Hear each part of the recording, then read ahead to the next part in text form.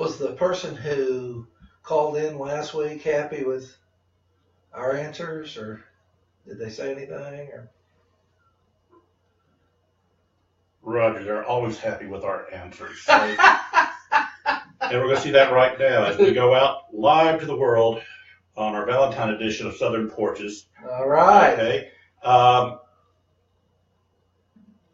As we wait for some people to get on, you actually brought up something I know I would be interested in, and as I said, laughter. Oh gosh.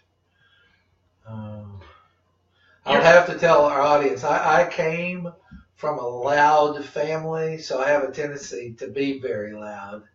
And I'm reminded that from time to time in my life of, I was with my nephew the other day, and he said, your family's kind of loud. And I thought, well, they didn't seem loud because all of them were loud. And I was loud with them.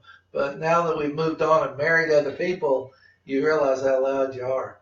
What I was going to say is, when we sat down today, and you were mentioning on NBC Today's show that they're kind of doing a retrospect of the popular talk show host of the 1990s. Uh-huh. And it was, who was it yesterday? You say Sally Jesse? No. Yeah, Sally Jesse was yesterday, and I can remember being on her show. And well, I thought that would be interesting. I know you and I've never really had a chance to talk about details as to, your experiences with some of these people, but we are, it's on NBC, it's on the Today Show because people are interested in these people. Without a doubt, and these are interesting people, and for the most part, not for the total part, but for the most part, very nice people, very approachable people, very caring people. So when they say what you see is what you get, for the most part, that is true. There's only a handful that are, I don't know that I would hang out with or spend time with, that are not what I would consider that congenial. But for the most part, they're very nice, engaging people, and were there in an effort to try to help people. They really did the talk show in an effort to help. They were looking to bring things up that were hidden, people that were stuck or wounded, they wanted to make better. And so I really connected with that idea and loved working with it. If I could do that today, I would be back on a plane in a second and do that. I loved it. It was a great experience. Montel was as I remember it, he was a Navy intelligence in the service, and he said, kind of said in nature that he knew that was going to be an opportunity for him. And in 1999, he was diagnosed with MS, and this has become his fight now, even to the point where he is doing well, because he was saying this morning that he was on a trial basis for a drug that seems to be working well, but the FDA has not approved it for the general population. And right. And he realizes people get frustrated, that they're glad that he's doing well, but the process it takes, a long process. But out of the ones that you had an opportunity to, and we're talking, we're talking Montel, we're talking Oprah, we're talking Jenny Jones, and Sally Jesse. And Sally Jesse. So which one would you say if you had a favorite? Oh, without a doubt. I mean, that's hands down, that's Oprah Winfrey. I mean, without a doubt, a very amazing individual. And meeting her in person was far and above what I thought when I watched her for years on her show. She was very approachable, very engaging, very caring, and upbeat. So I enjoyed my time there. Sad that I only got to be on one show. Would have, if given the opportunity, would have been on more. She was a great host and a very engaging person. So she is definitely, without a doubt, head and shoulders above everybody else. And what makes her so approachable and touched? Is it just that the audience, the average American, the average human being, she can feel that like they can relate to her? And well, I think relating, Rick, is about your effort, not the public's effort. And I think some people get that mixed up. Mm-hmm. They're looking for the public to accept them. Am I doing things to be acceptable? And Oprah really was putting out the effort to be engaging, to making people comfortable, to making people feel part of. And that goes a long way when you're doing that. And the interesting thing, does she need to do that? When I was around her, she didn't need to do that. She could have just gone in and done the show and gone back to her office and been Oprah. But no, she hung out. When I first met her, she was with her dogs in a sweatsuit. And she was not apologetic about that. She was just like you and I. Hey, how's it going? What's going on? How you doing? How you feeling? She totally engaged me from the get-go. Didn't know me from anybody. And Montel, again, he just seems like he's a genuine person. Very, very genuine. He would be number 2 if I was going to go down the list, because with Montel, the great thing that he brings to the party is he shows he's listening. Mm-hmm. You know, when he had an issue about whatever show we were doing, he asked me. And if I said, well, I have a problem here or I have an issue here, he would address that on the show. Mm-hmm. That moment, you could really see, wow, by his response, by verbally what he said or physically what he said, you could see he had heard you. And I think that's a powerful element, to be heard. And he was able to do that in getting his show together. And Jenny Jones was several years. And what was her forte? Or how did she become a talk show host? Do you remember? Or? She came in. She was an entertainer. Okay. She, I believe, had been a drummer for who's the big singer in Vegas? That have the horses and kind of like Elvis, but not Elvis. Wayne Newton. Wayne Newton, okay. I believe she had been Wayne Newton's drummer in his show in Vegas and had progressed that way. And so that had been, she was a professional entertainer. And so that was kind of how I saw her when she was doing her show. You know, the show was, the TV show was her show, and she was the entertainer at the show, and she was there to entertain the crowd. Well, you still have some important work that you're doing around, even locally, which is going out. I know through the Southeast, you know, we're talking about Peggy Denny. You're going to be doing several episodes for her. Right, in the end of February and the early March. I'll do a show for her, and we're just Peggy and I get along beautifully. I mean, we're just connected, and we just come on and talk about that she feels is important, and I go with it. And it's like being in her living room. It's really what it's like. Yeah, that's what I noticed about the stage. She does a good job on that, and Jack Roper always is a enjoyable to watch you with him. And oh my goodness. You know, if you've ever had a best friend that you played football with in the backyard when you were little, that's Jack Roper. I mean, he is a regular guy and is good for the fun. And one of the things I love, 2 things that he does. I was thinking one, but I now think it's 2. One, he loves to do a lot of magic. He loves doing magic. And number 2, he loves telling jokes. Mm-hmm. And so if you're around him and you're good for the magic and you're good for the jokes, man, then fun's going to be had. And it's seldom that I see him that he doesn't say, have you seen this? And I'm thinking, no, Jack, I've never seen that. And he'll just sit and go over with me how he does stuff, and I'm just amazed. But he has done several magic tricks for me, and he tells jokes all the time. Great guy, you know. All right, so a local man. He's local, but again, between, you know, it's interesting. We're living in a world. Right now, think about it. Anybody in the world could be watching you speak if they pull up the Facebook Live page. That's awesome. I mean, I love that idea.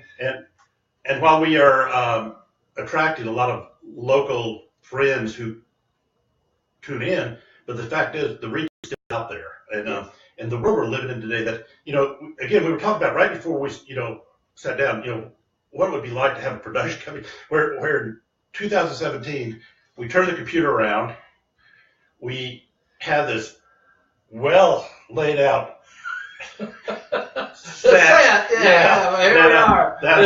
It's a complicated set, and we get together and we do it. But and people say all the time, what's the script? And I say, there is no script. We're not scripting. We're here being who we are. And if you met you or I in the mall, this is what you would see. And so we really wanted to, I think when we thought of Southern Porches, we were really thinking about people who kind of were standoffish about counseling and would not talk to a counselor. And we really want to show you that we're counselors. This is what counseling's about. This is how we think or we talk or we do. And this is just what we do for a living. And hopefully put them in a place of where they're more trusting of counseling and more engaging in counseling. That's really, I think, our objective here, is to get them in a place where, hey, just like we had last week, people calling in. We love that. We didn't plan for that. We didn't give them questions to say call in. They just called in, and we were good for it. I love that. And that helps us out a lot when we do get the questions. That's our script. Yeah. We didn't plan, but we'll run with it. What does the audience will see? Yeah.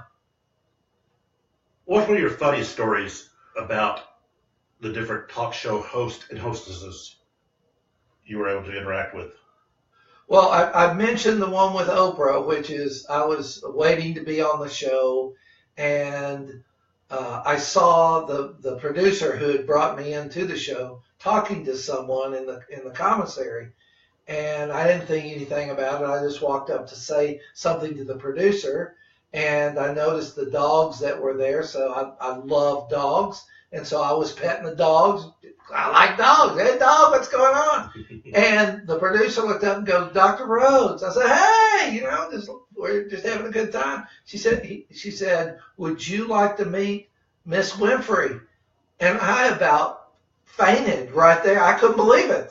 And the woman who was holding the dogs was Oprah Winfrey. And she was just sitting there having coffee with my producer. And I did not realize it was Oprah Winfrey. And she just put out her hand and said, nice to meet you, Dr. Rhodes. I was like, this is the best. And we sat and talked for a little bit before she had to go get her makeup and wardrobe on to do the show. So that was a great experience right there with her. And I realized, wow, this famous individual is as common and everyday as we are. And that was real refreshing to me. And you walked away without any broken noses like Gerardo, or you haven't opened any cons vaults from years ago and it was empty. Well, now that you mentioned that, when I was on the Roll On to Watch show, we had an audience member attack one of the people that were on the stage. I mean, they were family members. Let's not say this was a stranger that came out of the audience. It's a family member that was mad, and the person on stage said something, and he ran on stage and knocked the person off stage. And I was sitting there, I couldn't believe it. I was stunned. I'm like, goodness gracious. So that was the closest to that kind of Springer attitude I ever got. Was on that show, and they escorted them off, and the security was there immediately. And but I could see how easily and how quickly things could turn bad. But that was the only thing, as I remember. No other bad argument or fight or disagreement ever came about on any other show. Montel said today that the early 90s talk shows is what really created the reality TV craze. And he was proud of it, and I can understand why he would be, because, once again, people are tuning into these sessions on the Today Show because they are interested. First of all, they're interested in, I think everybody's interested in their past, and it brings up the good times we as human beings, of course, are fairly well blessed that our brains do not remember all the trauma and bad times, but we always remember the good times. And if we can associate the good times with some of these old TV shows, and then the ones that have reverted into the reality TV of what we have now. Right. I think that TV in our lifetime has changed dramatically, and no doubt I think the talk show really ushered that in. I think that when we were young, there was TV like movies. It was on a set, and they had TV people, and you were other kind of people, and there was a division between TV and you. There was a gulf between that, and they were actors, and they had a script, and they presented a product, and you watched that. And so again, I really paralleled early TV was like movies on a smaller scale, and talk shows really brought people, regular people, into the TV world. That they closed. Talk shows closed that gap, and it made TV more about real life and less about a script like a movie has. You know, and we've also gone 180 degrees in that area too, because early TV, you know, movie stars, it was almost well, they did view it as being a degrading almost if you had to go on TV and do a TV show. And now we're seeing that TVs is bringing in some of the big time names of the movie sets, and it's a plus of their, or a feather in their cap. Well, without a doubt, and I think one of the things even we've seen here on Southern Porches is about audience. Mm-hmm. You know, is it easy to generate an audience? And the answer is no. It is very hard to generate an audience. And so in scripted shows, if you can bring in an actor who can bring the audience, well, they're worth more. And with talk shows, regular people brought in audiences, and talk show hosts were kind of like lubricators. They kept it talking, they focused it, they made it interesting, and they got it done in an hour. And that was a skill. And so when people present a skill that creates a product, there's money involved in that. And so I think that's exactly, I think you're right about that, Rick, about movie stars. You know, if a movie star comes on and audiences don't show up, they stop paying that actor or that producer or whomever. You know, the reason Lucas makes so much money, or Spielberg or Scorsese make money, it's because people go to their movies. They love, or Mel Gibson. People go to their movies. And so that's what is more important. And people forget movie making is a business. Television is a business. It's about making money. If it doesn't make money, if whatever the host is talking about, whatever their background is, doesn't make money, they're gone. It doesn't matter how pretty they are, how eloquent they are, how sophisticated they are, who they know, that all doesn't matter. It's how many people are the eyes that watch the program. Yeah. And, you know, we operate where we do communicate a little bit during the week, but it's really not until you come in and we sit down a little bit before we go live and talk about what the week's been like, what's been going on. And, you know, we found out this morning that there might have been an interest in producing a pilot of this.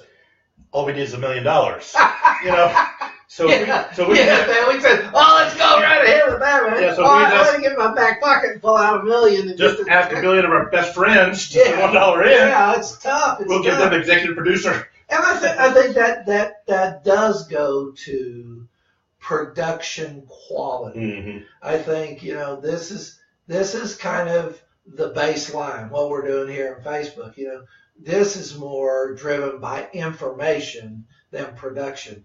But if you want to move up in the television world or in the movie world, you have to enhance your production. You have to put out a better product, a more quality product. And that equates to money. To have a better product takes money, and so I think that's the hard thing for some people, is that they're not willing to invest, or they don't believe in what they're doing enough to invest in building that quality up. Now, how could $1 billion give this any more quality than what we're giving it right now? Oh, it'll be amazing. And Rick and I talked about that: lighting, sound, stage, all and camera work and editing would all be the things. And every time someone touches this, see, when you're watching this, it's going straight from where we are to you through Facebook. That's as clean as it gets. If we have a mistake, you see it right on the screen right there. Now, if we had a produced show, you would not. And one of the things that we would be that you've seen if you've watched this show much is the fact that sometimes it goes off. We're not doing anything wrong. It's just part of the system that it goes down, and so for a little while we're interrupted. Well, if it was produced, it would not be. We would have somebody who would take it in. Number one, you wouldn't see it live. They would take out any breaks, any issues, and you would see it in a more finished, quote unquote, product at the end. And so that's what production brings into the party. And that's what, like even the talk shows, it may look like they're just getting out and doing something. I promise you, I've been there, and they've got 5 or 6 camera people. They've got a whole production crew. They've got a sound crew. They've got a lighting crew. They have a lot of people involved in putting that 1 hour on TV. It's quite a production. And although it looks like somebody's just sitting there talking, it is not that. Not everybody can do that, and not everybody can do that successfully. Well, we got our first $2 coming in. If we can answer this question, what are the talk shows that seem to be geared towards violence? I guess, Don, we're talking about the Jerry Springers and the Geraldos we're talking about. Why do those seem to be the ones that get it? And I'm going to give you my opinion. I think that's our way of saying how fortunate I am that I'm not on the Jerry Springer show. Right. Well, more of what I look at, Rick, is why, if we've got a car out there like a Ford Focus, do they make a Chevy Corvette? They're not at all alike. They're both cars. They both move. You both put gas in both of them. There are similarities, but there are vast differences. And that's what these other talk shows, the violent talk shows, certainly could they do a Ford? Yes, they could. And the problem, though, is about the 5th Ford, it's hard to get people to watch. And what they found out is that people fight and jump up and down and scream. Their show is seen more like a Corvette, and they get eyes on them, and that pays their salary. It's a business again, and it's what am I willing to do to keep my job? And Springer hit on it. There were he was not the first. There were several other talk shows. Morton Downey Jr. had one, and there were a couple of others that were really out of the box. And they saw that formula. They were able to do that formula. And not everybody's an Oprah Winfrey. Let me tell you, Oprah Winfrey is a unique individual. And, to think that she walked into Chicago when Phil Donahue was at the top and quit because Oprah was there, says everything. Says everything right there. And that's how it worked. So if people don't like Springer, don't like the fighting, don't like all the ugly stuff, vote with your eyes. Don't watch. And if they have enough people who don't watch, the show goes off. That's just the way it is. And even though, again, people love Jenny, people love Montel, people love Sally Jesse, they just didn't have enough people who loved them to keep the shows going. Because like Monday, when they had Sally Jesse on NBC, she said, if I could do it today, I'd do it today. I loved it. I didn't leave. They left me. They asked me to leave. And I was there when she left. I was on the show at that time. And that is 100% correct. She was happy doing that show. She wanted to do that show. She wanted to continue to do that show. But she had lost the audience to other hosts like Montel and Oprah and Jenny. And so the networks were not making enough money from her hosting to keep her there. But would she go back? Today she would go back. And as most any of the other hosts would too, if given the opportunity. Yeah. And Gil's asking, does the show reflect culture, or does culture change because of the shows? Well, I think that culture changes because of the shows, but the show has to give the culture what it's looking for. You know, if that's why we have live wrestling. You know. And swimming and ice skating. Those are whole different types of activities, but they get enough viewers. Do they get the same viewers? Well, usually not. But they get a portion of enough viewers to do it. And I think that's all that talk shows did. They did not make up people arguing and being ugly and being trashy to each other. That wasn't unique. They just broadcast it. And I didn't see anybody who watched those shows go, I can't believe that. Everybody who watched that says, I can't believe they put it on TV, but they knew it existed. They knew people who did that. They might not have hung around with them, but they knew it. And I think we also have to be realistic and understand that both reality TV and these TV shows, especially the Jerry Springers, they are scripted. Well, I don't know that they have what we would consider a script where they read.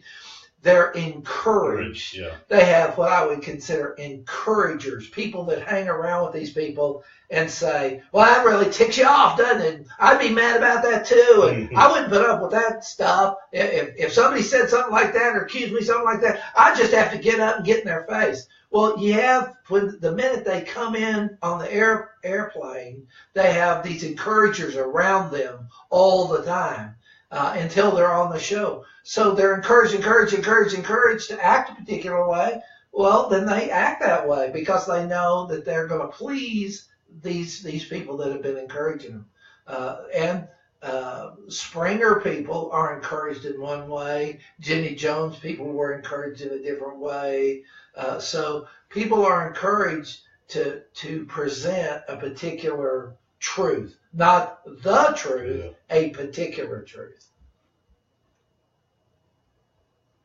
Okay, because I know that I've seen some reality TV shows that you're right. If it's not fully scripted, it's definitely staged. Yeah. That's a better word. That's a better word. See, because scripted makes it seem like there's a book, and to say this, say the dog went down the path. I have never seen that ever in any show, any script. But what is 100% what they do. It is a story. It is a theme, and they're going to stick to the theme. And they check that theme out before they bring people to the show. They're talking to them over the air. All right, is this what you mean? Is this what you're saying? How do you feel? They kind of qualify people. And it is one of the things that people don't realize is that those talk shows have people on the phone almost 24/7 talking to people. Gosh, Junior from the producer just phone people. That's what that's their job. 8 hours a day, they're on the phone. They're talking to people. They're qualifying people, and they're looking to get a particular story. And when they get it, they give them a plane ticket and bring them in and put them up in a hotel and do the story. And when it's over, they put them back on the plane and send them home. Well, and like I said, now we're just $999,998 away from our budget to produce Ooh, the we're first closer, closer. Come on down. So today's already been profitable. We hear those phones are ringing. Yeah, the pledge drive. Yeah, it's like the Southern Porch Pledge Drive. That's how it works. But it's the thing is it's the most amazing, and I don't know that I've ever really seen it, but it's selling people something they don't want to buy.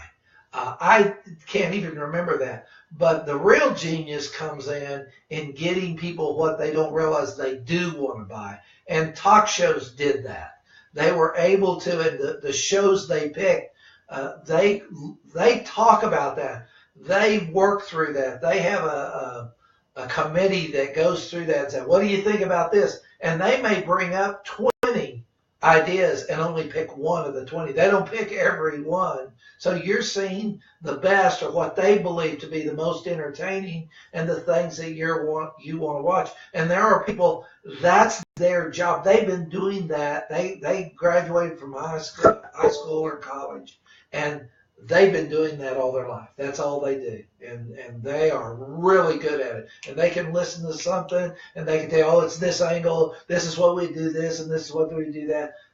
They just didn't fall off the turnip truck and come in and do those shows. These are high professionals doing their job. And when we're talking about production and setting and so forth, as we start getting the warmer weather, hopefully, I know we're still in February, but we are going to be looking for southern porches that we can do this from. All we need was Wi-Fi access. Yes. And so anybody has a suggestion as to places around Greenville that would make a good, and where we won't get, fall off by the cops. Doesn't suggest something different. But we want to do it on a porch. Yeah. This is like, I think from the very beginning, I had an idea of it being like Andy Griffith. Here's just everyday people. I think when I grew up, Rick grew up, we lived in a kind of a western area, Oklahoma. And how people communicated was the men many times communicated at the whittling spot. They all went there and whittled wood and talked through issues. Or that families, it was odd to ever have a house that didn't have a porch on it. And you could walk through the neighborhood and watch people conversing on the porch and working things through. And sadly, as time has gone by, we don't have porches anymore. And we don't have people communicating anymore. And so a lot of the dilemmas people have and the places they're stuck emotionally, they don't have any arena to work through that with. And hopefully that's what this show does.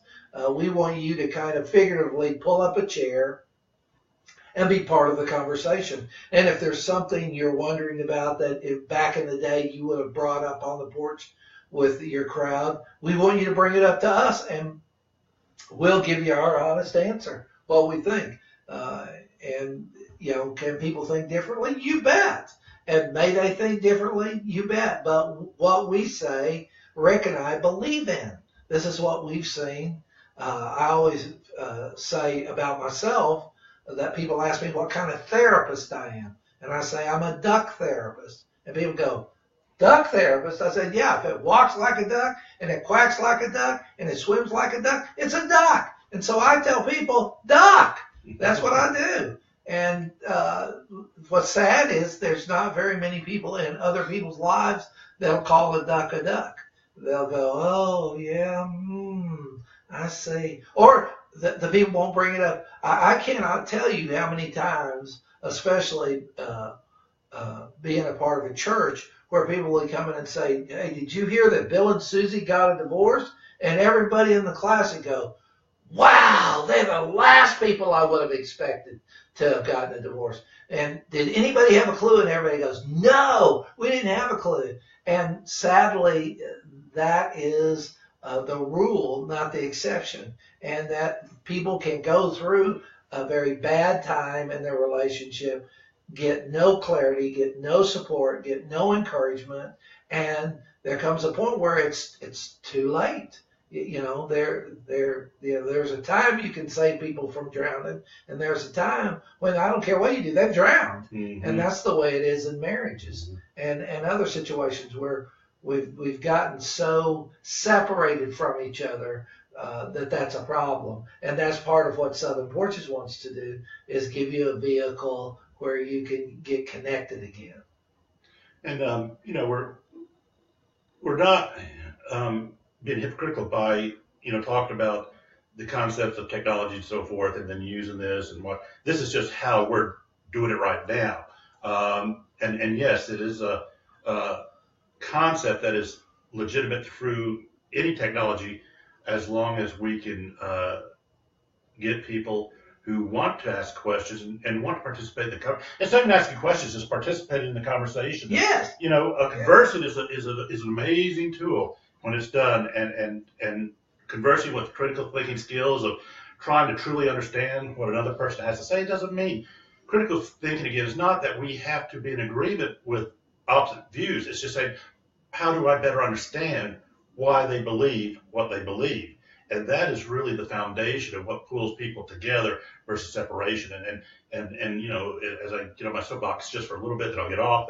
But I do think that's go for it, Rick. Well, again, that's how we got it to where we are today. Is we don't use critical thinking skills. It's not, let me understand why you believe what you believe, without saying I will have to accept that, but I do want to understand where you're coming from. Is automatically you're wrong, I'm right. Exactly. And we've gotten good at, in the last, let's say, 10, 20 years, we've gotten better at fighting and less better at understanding. And we want to move the needle the other way. We want to try to help each other understand, work together, seek a solution. And I do not have to agree with somebody to help somebody. I don't have to agree with somebody to make their life better or to help them make their life better. And that's where people, I think, have missed the boat. It's us versus them thinking, a separation. And one of the things I've said on past shows is we, nor anybody else I know of, are clairvoyant. People act like they're clairvoyant, but I've not found them to be clairvoyant. And we operate, so many people out there operate their lives like people should have known. People at church should have known. People at my work should have known. And I want you to hear, no, they don't. They're not clairvoyant. They can't read your mind. The only thing they can go off is what you tell them. And when you get to a place that you stop telling people about your life, their understanding goes to nil. They don't understand. Why? They don't have the information to understand. And so things go really bad then. And that's where we want to lift up understanding. We want to lift up communication. We want people to, one of the things that has been amazing to me is if you got stuck in a ditch of life, there are 100 other people that also got stuck in that ditch. Now you think when you're stuck, you're the only one. And if you never communicate with anybody, you'll continue to believe you're the only one. But the truth is there are other people who've been there, and there's other people who've gotten out of that ditch who can share their wisdom if they know you're stuck. But they're not going to go and get in your business and seek out where you are. They're not intrusive like that. And I think that's a great point. I do think that when we are going through the valleys, we think we're walking it all by ourselves. No one's ever been there before. Last night, Cheryl and I had an opportunity to attend the session where Jose Alvarez and his wife Belinda were the speakers. He used to play for the Atlanta Braves. Oh yeah. And is now the chaplain for the golf organization